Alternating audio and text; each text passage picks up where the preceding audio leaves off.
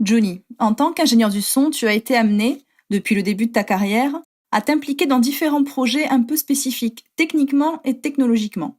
Ce qui nous intéresse particulièrement aujourd'hui, c'est de présenter une de ces spécificités que tu as expérimentées à l'aide du logiciel SPAT Révolution. Avant de nous éclairer sur ce logiciel, peux-tu nous dire ce qui t'a amené précisément à l'utiliser dans un contexte de mix live?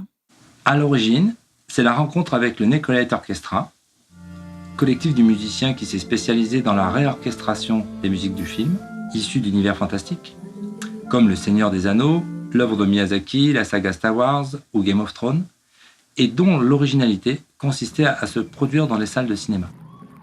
Le principe pour eux était donc de jouer en live tout en diffusant des images sur grand écran. L'intérêt pour moi a été de retrouver et de reproduire les sensations éprouvées par le Dolby Surround lors des projections de films. Donc de mixer à mon tour avec le concept du soundboard.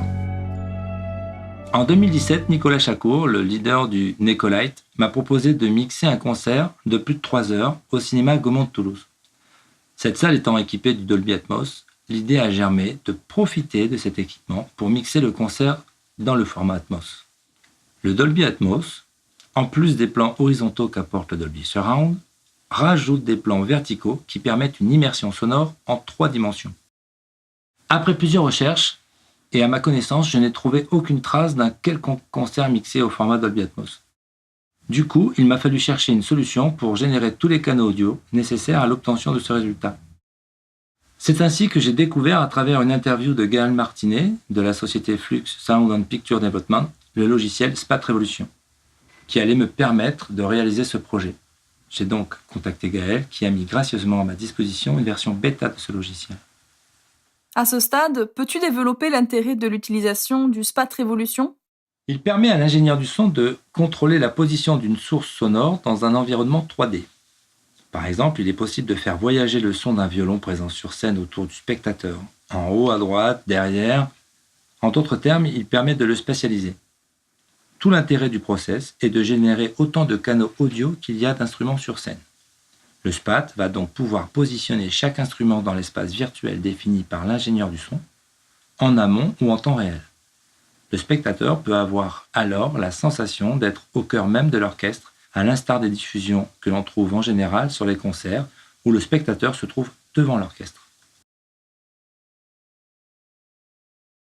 Actuellement, seuls les cinémas proposent une configuration propice à l'utilisation du SPAT en mode Dolby Atmos, parce qu'équiper une salle de concert de ce dispositif s'avère trop complexe et trop onéreux. Du point de vue technique, ça se passe comment? J'ai récupéré les plans de la salle de cinéma équipée du Dolby Atmos. Cela m'a permis de réaliser le design de la salle au sein du SPAT Révolution. Le Dolby Atmos peut gérer jusqu'à 128 canaux audio, mais rares sont les salles allant jusque-là. La plupart se limitent à une trentaine de canaux, ce qui est déjà assez complexe pour mixer un concert en live. Au vu du nombre d'entrées micro nécessaires pour l'ensemble du spectacle et du nombre de canaux générés pour et par le SPAT Révolution, la réalisation de ce projet a nécessité l'utilisation de 2 consoles de mixage. Une première console, une CL5, récupère à l'aide de 2 Rio 32 les 64 entrées micro de la scène. Elle prend en charge le mixage en 5.1 et génère les 7 bus mono et les 4 bus stéréo correspondant aux sources sonores à positionner dans l'espace virtuel 3D.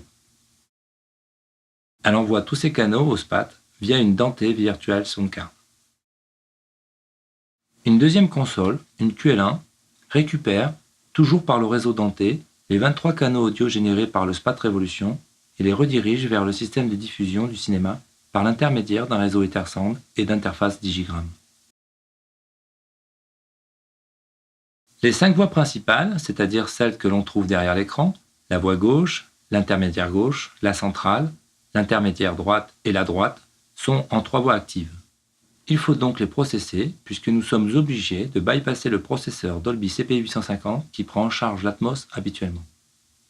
Ce process sera confié à un DME satellite géré par le logiciel DME Designer. En tout, 34 canaux audio sont mobilisés pour la mise en œuvre de la diffusion complète. Avec le SPAT, on va pouvoir commander par protocole OSC quelques paramètres par l'intermédiaire d'un logiciel d'automation comme Pro Tools, par exemple. Nous avons donc la possibilité de faire évoluer la position des sources dans l'espace 3D. Ici, nous avons une séquence qui positionne la source de manière aléatoire.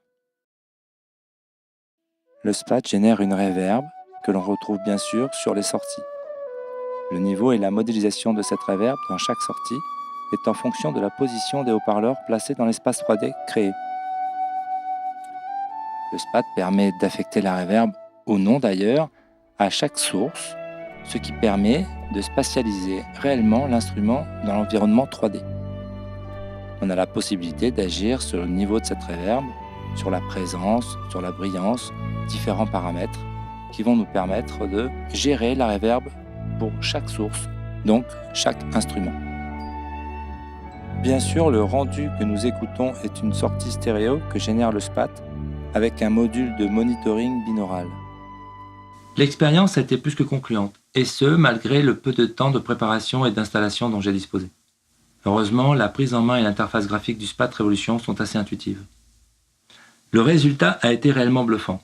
Le positionnement des instruments dans l'espace 3D créé par le SPAT Révolution est très réaliste.